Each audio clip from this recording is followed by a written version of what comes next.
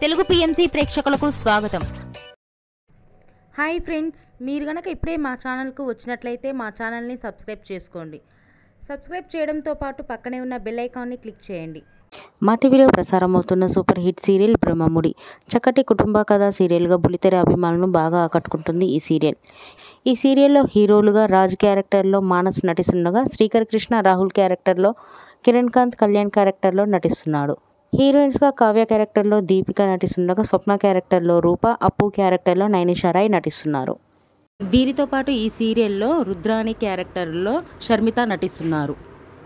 తాజాగా షర్మిత వారి లేటెస్ట్ ఫొటోస్ని అభిమానులతో పంచుకుంది. ఆ ఫొటోస్ని మనం కూడా చూసేద్దాం.